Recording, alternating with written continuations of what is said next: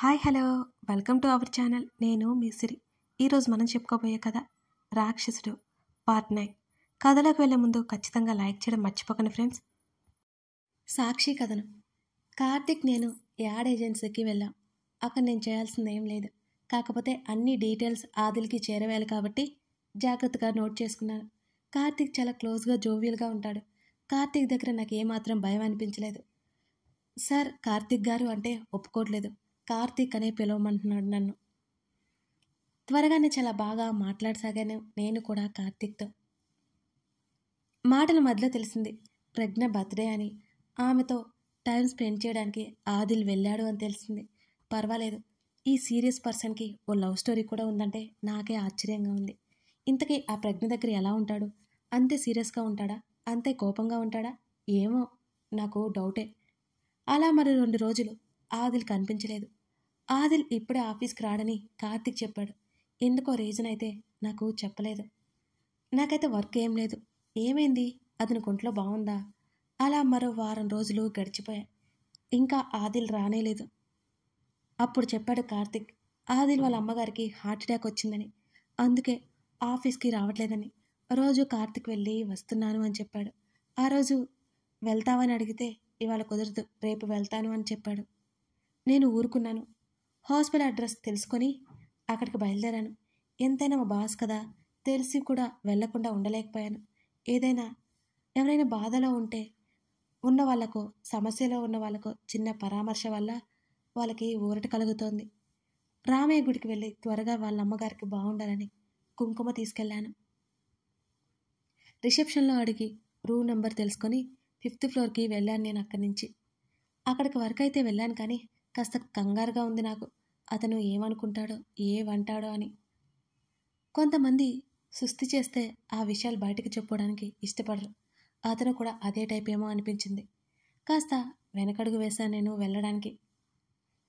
అల్లంత దూరంలో అతను కూర్చుని కనిపించగానే ఒక్కసారిగా నా గుండె వేగం పెరిగింది, నా అడుగుల వేగం తగ్గింది. మెల్లిగా వెళ్తున్నాను అతని వైపు. అతను అప్రయత్నంగా చూసినట్టు నన్ను చూసి ఆశ్చర్యపోయినట్టు అతని ముఖమే తెలుస్తోంది నాకు. అంతలోనే సర్దుకున్నాడు. అతను కుర్చీలో నుంచి పైకి లేచాడు. కంగారులో బ్యాగ్ పట్టుకుని దాన్ని నలిపేస్తున్నాను నేను. అతని దగ్గరికి వెళ్ళాను. ఎప్పట్లా ఆ తేనె కళ్ళు హుందాగా గర్వంగా కనిపించలేదు నాకు ఈసారి. ఎంతో దీనంగా కనబడుతున్నాయి నాకు. అతను తన గురించి తానే పట్టించుకుంటున్నట్టుగా ఏమాత్రం కనిపించడం లేదు. పట్టించుకున్నట్టుగా కనబడుతున్నాడు. నువ్వేంటి ఇక్కడ? అలా డైరెక్ట్గా ఆదిల్ అడగగానే కాసేపు ఏం చెప్పాలో అర్థం కాలేదు నాకు. అదే సార్, మేడం గారికి ఆరోగ్యం బాలేదని కార్తిక్ చెప్పారు, ఎలా ఉందో తెలుసుకుందామని వచ్చాను అన్నాను మెల్లిగా. అలాగే చూశాడు తప్ప సమాధానం చెప్పలేదు. నేను రావడం ఇతనికి ఇష్టం లేదా ఏంటి? నా ముఖం నల్లగా పోయింది. ప్రస్తుతానికి డాక్టర్స్ ఏం చెప్పలేదు అని అతను చెప్పగానే కళ్ళెత్తి అతని వైపు చూశాను నేను మెల్లిగా కండిషన్ కనుక్కున్నాను. కాస్త వివరంగానే చెప్పాడు ఆదిల్.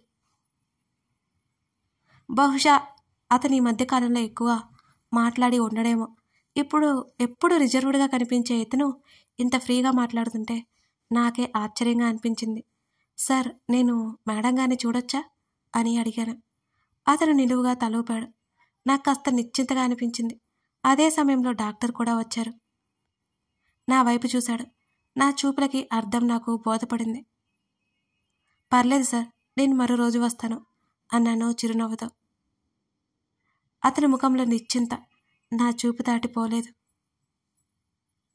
Doctor, nurse లోపలికెళ్లారు. తను బయట నిలబడిపోయాడు.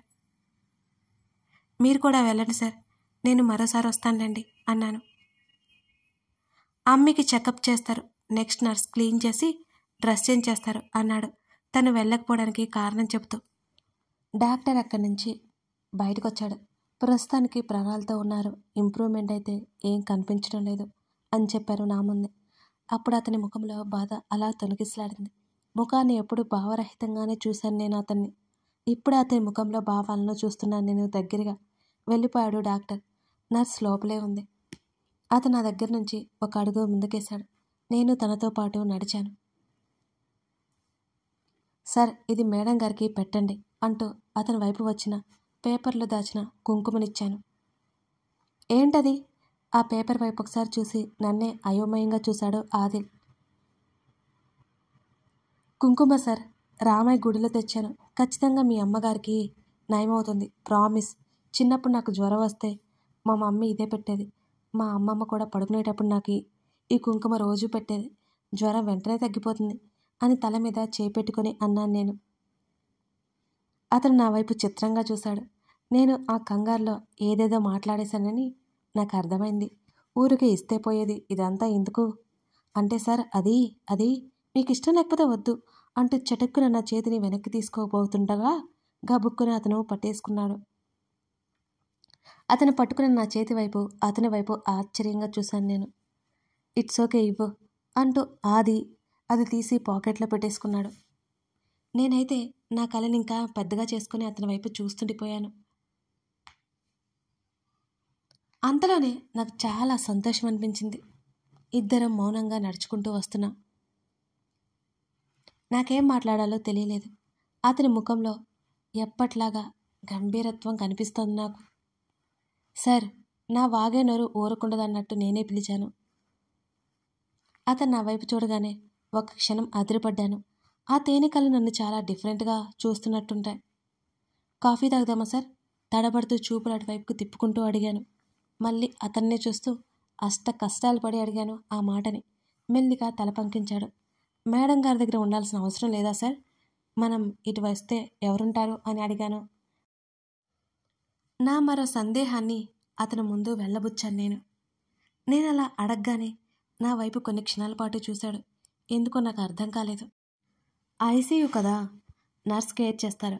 నాకు ఒక్క మాటలో విషయం చెప్పాడు ఆదిల్ చాలా క్లుప్తంగా. ఇద్దరం హాస్పిటల్ బయటికి వచ్చాం. అప్పటికే 6 గంటలు దాటింది. చేతుకున్న వాచ్ వైపు చూసుకున్నాను నేను. ఓ 10 నిమిషాలుండి వెళ్ళిపోవాలి అనుకున్నాను. లేకపోతే నా చివరి బస్సు వెళ్ళిపోతుంది. అప్పుడు మా మమ్మీకి తిప్పలు తప్పవనుకున్నాను నేను. ఎక్కడికి సార్? అతను ఎటో వెళ్తుంటే అడిగాను నేను. కాఫీ అన్నావు కదా, కార్ తీసుకొస్తాను అని నాతో అన్నాడు ఆదిల్. కార్ ఎందుకు సార్, ఈ పక్కనే కాఫీ షాప్ ఉంది అంటూ కాస్త కంగారుగానే అతని వైపు చూశాను నేను.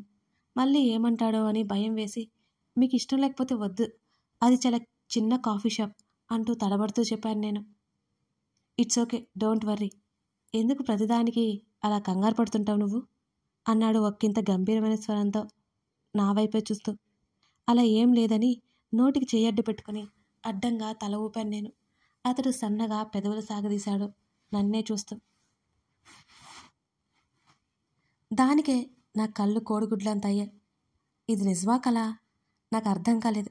కానీ అతని నవ్వు బాగుంది. నాకు ఒక పక్కనే దగ్గరగా నడుస్తుంటే నిజంగానే సర్ప్రైజ్ ఫీల్ అయ్యాను నేను. నాకంటే కలరు ఉన్నాడు. అబ్బాయిలు కూడా ఇంత స్మూత్గా ఉంటారా అనిపించింది నాకు. ఇద్దరం నడుచుకుంటూ వెళ్ళాం. కాస్త దూరంలోనే కాఫీ షాప్ కనిపించింది. ఫస్ట్ రోజు చూసిన ఇతనేనా ఇప్పుడు నేను చూస్తున్నది? అప్పుడప్పుడు అతని వైపు చూస్తున్నాను. అతని చూపులు మాత్రం సూటిగా రోడ్డు వైపే ఉన్నాయి. అలాగే నడుస్తున్నాం. ఇద్దరం కాఫీ షాప్లోకి వెళ్ళి ఎదురెదురుగా కూర్చున్నాం. అక్కడ సెల్ఫ్ సర్వీస్ కాబట్టి తెస్తాను అని చెప్పి వెళ్ళాను నేనే. మళ్ళీ ఆయన గారికి ఏమి ఇష్టమో తెలియక వెనక్కి వచ్చాను. ఏంటన్నట్టు నా వైపు చూశాడు. సార్, మీకు కాఫీ కావాలా, టీ కావాలా అని అడిగాను వినయంగా. Coffee, black coffee. ఆ మాటకి కళ్ళు తేలేసి చూసి వెంటనే తేరుకున్నాను. బుర్రని అడ్డంగా ఊపి వెళ్ళి తనకు నాకు తెచ్చి ఎదురుగా పెట్టాను. ఏం మాట్లాడకుండా తీసుకున్నాడు. అయినా ఈ బ్లాక్ కాఫీ ఎలా తాగుతారో బాబోయ్, అలా చాలా చేదుగా చండాలంగా ఉంటాయి. హెల్త్ అని, లావ్ అని, ఫ్యాట్ అని, తొక్కలో తోలని పిచ్చి కాఫీ తాగడం వల్ల మన వల్ల కాదులే. ఫుడ్ని హాయిగా ఆస్వాదిస్తూ తీసుకోవాలనేదే నా పాలసీ. కానీ ఆదిల్ అలా కాదు. నేనేమీ సన్నగా నాజుగ్గా ఉండను, చబ్బీగా ఉంటాను. మనం నోరు ఊరుకోదు కదా. సార్, మీరు ఈ మధ్య చిక్కిపోయినట్టు కనిపిస్తున్నారు, తినట్లేదా సార్ అని అడిగాను కాఫీ ఊపుకుంటూ తాగుతూ. ఆదిల్ కథనం. సాక్షి మా అమ్మీ కోసం అంత కంగారు పడ్డా నాకు ఆశ్చర్యంగా ఉంది. అమ్మీ కోసం పూజ చేసిన కుంకుమ తీసుకోవడం ఇంకా ఆశ్చర్యాన్ని కలిగించింది. అంతేకాదు, నేను ఉన్న పొజిషన్లో ఒంటరి ఫీలింగ్ పోవడానికన్నట్టు తను మాట్లాడుతుంటే ఏదో కొత్తగా వింతగా ఉంది నాకు. తను కాఫీ ఆఫర్ చేయడంతో నేను కాదనలేకపోయాను. ఇద్దరం కాఫీ షాప్కి వెళ్ళాం. తను నా కోసం చేసే పని నాకు నచ్చింది. తన బాస్ని కాబట్టి ఇలా బిహేవ్ చేస్తుందేమో అని అనిపించలేదు నాకు. నేను చిక్కిపోయానని తను అనగానే ఒక క్షణం ఏమీ మాట్లాడలేకపోయాను తన్నే చూస్తూ. ఆఫీస్లో నాతో మాట్లాడడానికే భయపడి ఈ అమ్మాయి ఎంత ఫ్రీగా మాట్లాడుతుంది, ఆశ్చర్యం కాక మరేమిటి. అదేం లేదు అన్నాను నేను. లేదు సార్, మిమ్మల్ని రోజు చూస్తుంటేనే కదా, ఇప్పుడు చూడగానే నాకు అదే అనిపించింది తెలుసా. ఏం కంగారు పడకండి, మేడం గారికి ఏం కాదు. తను అలా ధైర్యం చెప్తుంటే అలాగే చూస్తున్నాను తన వంక. ఎంతమంది కలిశారు కానీ ఒక్క కార్తిక్ తను మాత్రమే ఇలా మాట్లాడారు నాతో. అన్నాను. అంతకుమించి ఏం మాట్లాడలేక నేను. తన కాఫీ విచిత్రంగా ఊపుకొని తాగుతుంటే నవ్వొచ్చింది నాకు. బిల్ రాగానే తనే పే చేస్తుంటే నేను చేస్తానని కార్డ్ బయటికి తీశాను. ప్లీజ్ సార్, ఏమీ అనుకోకండి, నా బిల్ నేనే పే చేస్తాను. మీరు నాకు శాలరీ ఇస్తున్నారు సరిపోదా, మళ్ళీ ఇలాంటివి కూడానా?